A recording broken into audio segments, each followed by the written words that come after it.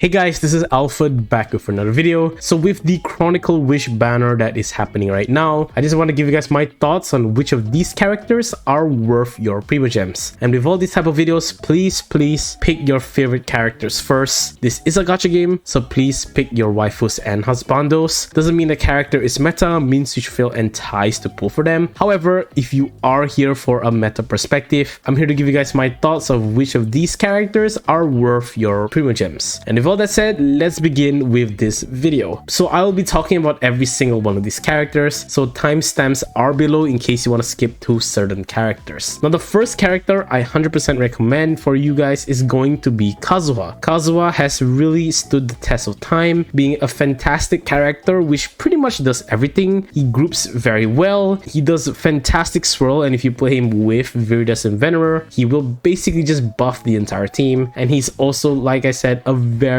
good enabler for your team. Generally, he is a very good way to round up your team comms. More notably, you can see him be played in more elemental reaction oriented teams. For example, you can see him play in freeze teams, which is a very popular way of playing Kazuha, and you can also see him be played in melt teams where you want to amplify the damage as much as possible. Now he has fallen off a little bit, that's because there are better ways of doing damage, but nonetheless he is still a fantastic pickup in this manner, and in my opinion every account should have a Kazuha in it. Alongside Kazuha, you can also look to pull for Kokomi. Kokomi, a fantastic hydro healer, and in my opinion the best healer in the game we have right now. Her healing is fantastic, and on top of that she has consistent hydro application. If you manage to juggle her jellyfish skill with her ultimate, you can actually have a jellyfish which stays in the battlefield infinitely, which is very good, but obviously you need to be making sure your rotations are good for that to happen. But nonetheless, she is fantastic. You can also be playing her as a sub DPS if you wish. Very good character to have overall, and a character you probably want to be playing, especially if you are playing with Furina, which will absorb a lot of health from your teammates. Now with the recent banner of Escoffier, you can also look to pull for Itto and Ayaka. These two characters are fantastic freeze characters to have in your team. Both of them have very strong ultimates which will do a lot of damage while you are also doing damage with your skill and your auto attacks, making them very good for freeze teams because you want to constantly be applying hydro or cryo respectively. However, if you already have other teams and other characters you are playing for freeze, let's say you are playing for example a Ganyu freeze team, a Ryo freeze team, etc., honestly you should not look to pull for these two characters exclusively just to play for freeze. However, like I said, if you have pulled Escoffier and if you want a really decent freeze DPS, you can look to pull for Ayaka or Ayato. I would recommend you pick Ayaka first over Ayato, mainly because cryo freeze characters have better hydro sub DPS and hydro applicators than their counterpart, so that is why I recommend Ayaka. But nonetheless, you can look to pull for these two decent characters for your freeze teams especially. Now moving aside from freeze, the next character I recommend is going to be Yae Miko. Yae Miko is a very fantastic electro off-field DPS. You can just put the 3 towers down and you will have a bunch of electro damage raining down on your opponents. On top of that, you also have a very strong burst which does a chunk of electro damage, which makes her a fantastic character to play in, especially in hyper bloom teams. Now the problem with Yae Miko is that she has a very huge energy requirement rate, so more often than not you are going to play her with another electro character just to battery her. But anyhow, if you are planning to play her as a sub DPS or an off-field electro applier, you don't really need another electro character to pair her with. Now that said, if you are planning to pull for an electro character more specifically, you probably should look to pull for Raiden Shogun, who is in the same banner in the same version as well. Now the last 3 characters are characters I don't really recommend unless you are looking to play their niches. Let's first talk about Yoimiya. Yoimiya is a fire bow DPS, so her rate of damaging is very high and she also does a lot of decent damage. What sets her apart from other DPS is that she is particularly very good against flying enemies, and if you struggle against those bosses in the Spiral Abyss that flies around and stalls a bunch of time and wastes a lot of time, Yoimiya will be the perfect character for you. You can shoot the weak spots very easily with her and after that dish a bunch of damage. She is obviously very good with Yalan and Xingqiu, so if you have these characters in your account and you're willing to invest in a proper main DPS for them, Yoimiya will be the pick for you. After Yoimiya, you can look to pull something like Chiori. A lot of people say Chiori is like the Geokaching, but in my opinion, she is just a better version of Albedo. If you are planning to play Chiori as a main DPS, I'm sorry to say this, but you really need more constellations for her to even have an impact, which is why I don't really see her as a Geokaching. But nonetheless, she is a fantastic quick swap DPS where you basically use her to break any Geo resistance and then quickly swap to your other DPS to finish them off. So this is the main reason you'll be pulling for Chiori. Not a lot of enemies nowadays require a quick swap Geo. In fact, I think you'd rather have a burst Geo character more than a quick swap one. Anyhow, Chiori, decent Geo sub DPS and definitely something you can play if you are planning to play more of a quick swap oriented team. And the final character that I want to talk about is going to be Itto, and even though he is the last on this list, don't get me wrong, he is still a decent Geo DPS. The problem is that first of all, he is Geo and Geo characters are very limited in the type of bosses you can fight, which is mainly why I do not recommend Itto or Chiori in the first place. And second of all, if you have Navia, which is 10 times better than Itto, do not pull for Itto because you're just wasting your Primogems. Navia is so much stronger and so much better and easier to use than Itto because Itto really requires a lot of pieces for him to even match Navia's damage. So with all that said, thank you guys so much for watching and listening to me yap about this banner. If you like this video, please do leave a like, it shows me I should do more. Comment down below if you are going to be pulling for any of these characters in the Chronicle Wish banner, and finally do subscribe. We will be doing more videos like this in the future, and with that I will see you guys next time. Peace.